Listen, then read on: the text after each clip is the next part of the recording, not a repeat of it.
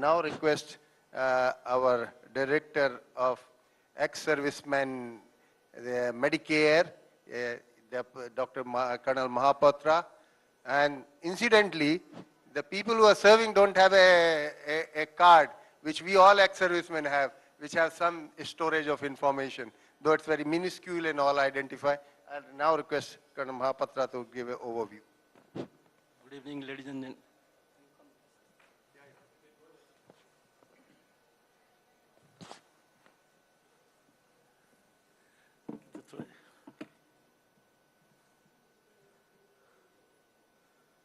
कैसे किया जाएगा यार?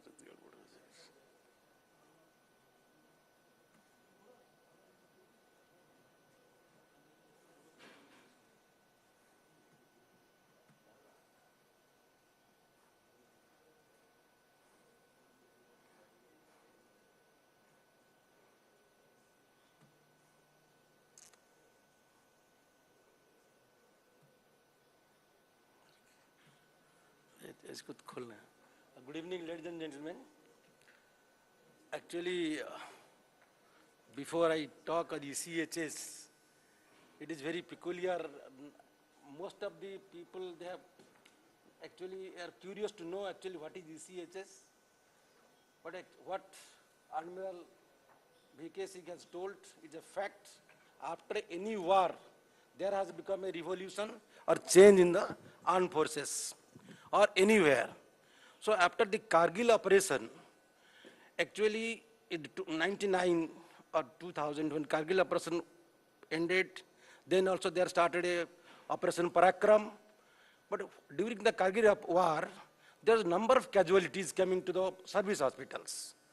And when the casualty load was more, at the same time the veterans, even who was given youth for the country, youth for the nation, and actually their dependents, I cannot say got neglected, but they felt that their services were actually reduced. The priority was given to the Kargil casualties. Though there was a long-standing demand from the beginning, that to at least, if after retirement, even the Fauji retires, but doctor never retires, but after retirement, our entitlement, why should we get neglected in the health services? Not only these chronic diseases or anything about war casualties. That's why that problem was projected to the then Prime Minister Atal Bihari Vajpayee. Then he suggested, okay, if your organizations can get it, you want to get treatment separately, okay, we will reduce the workload from the service hospitals and we will empanel the government hospitals, the private hospitals, for your treatment. So immediately, whatever the hospitals at that time available, empaneled with the CGHS, ESIs, and railways, they were empaneled in 2003, 1st April. It got started 1st April 2003. This scheme started. And this became a health scheme. Though, because this scheme was total health, we are not under Ministry of Health, but it was kept at the, instead of having a defense secretary heading these things, defense secretary was only heading this service hospital and service people, and there another department known as Ex-Servicemen Welfare, ESW.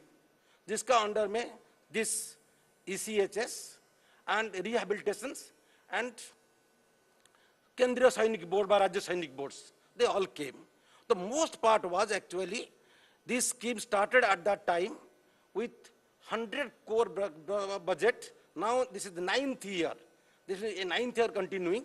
And now we are going to the 1200 crore budget. And this is spent on medicines, treatment in the private hospitals.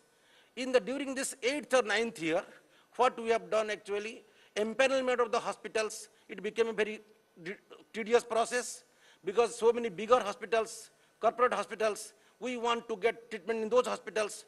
So to infirmity standardize, we took the help of government and the NABH and NABL. Those are accredited, they got all empaneled with us. Now also, any hospitals or any clinics or any diagnostic centers or dental centers, if they want to be empaneled with the CHS, if they are NABH accredited, they can be directly empaneled without any introduction, any intervention by any of the intermediary forces. Actually, this main purpose of the CHS was to give actually the objective was to give comprehensive medical care to service people. Actually, at present, within this 10 years, we have got 11 lakhs members, but 39 lakhs beneficiaries, 1 into 3. That means service personnel, their dependents, parents, and the children, son up to 25 years, daughter up to 30 years, or not if not married, or any disabled children, lifelong. And it's the same thing, it looks like CGHS, but the CGHS, they might be having this upper limit, but our treatment has no upper limit at all with polyclinics. So we have now presently 227 polyclinics all over India, pan-India, and now 199 again has been added to this. So it is going to 426, out of which 17 will be the ambulance-based. That means for Uttaranchal and Himachal Pradesh, we will have the ambulance-based polyclinics. There what happens, you see the diagnostic kit, suppose telemedicine instruments. So the doctors and the diagnostic kit can go to the interior and get the treatment can be provided to the ex-serviceman beneficiaries. Actually, this telemedicine, why, though I am, after getting this thing, we first important is automations. Now we are running the pilot project in Delhi NCR, and at the same time we have giving this HCL to go the pan-India direct communication, by the direct communication to all polyclinics, all over 28 states, and where polyclinics, even we are now going to allow these service people who are on leave.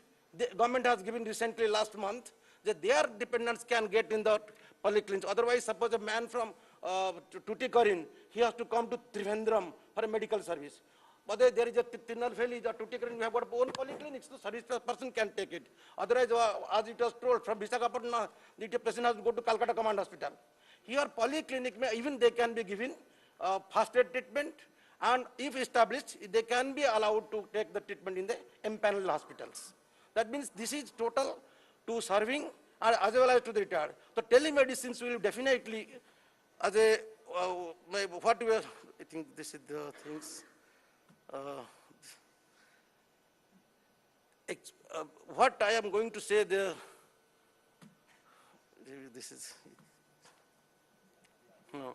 The tool for successful implementation of the welfare scheme, the facilitation of center, initial screening, consultation can happen through telemedicine, telephonic or video conference, as he has been earlier brought out. But definitely, since we have got the polyclinic concept, as it was told by Dr. Misra also, the first initial, after initial contact, the repeated, in order to save the patient by repeated visit to the doctor or the clinic, that can be reduced. And the patient can be given medicines 3 months. Chronic medicines now, chronic patients we are giving now 3 months, even up to 6 month medicines. Even patients who are going to see their children in abroad, we are giving 6 month medicines. So they need not be come to the polyclinic directly. That is actually on telemedicine, so this thing advice can be given. And so improve the access care and increases communication between the patient and the providers and among providers, and can reduce the distance and frequent travel by the patients. So this is actually, this will be our aim, and the CCHS also can be benefited if we actually telemedicine CA. So that's why, gentlemen, what I say, this is, of course, after 10 years already telemedicine has been there. So this is also, we cannot sleep. Even the sleeping, nahi suptasya singhasya pravisanti mukhe mruga. A sleeping lion catches no deer. So we have to now get activated and try for these things. What I was told, PPP, but actually for me, we have already planned a project, planned purposefully, and we had prepared also prayerfully, and we have proceeded positively. Now we have to pursue persistently for upkeep of the telemedicine scheme. Thank you very much, sir.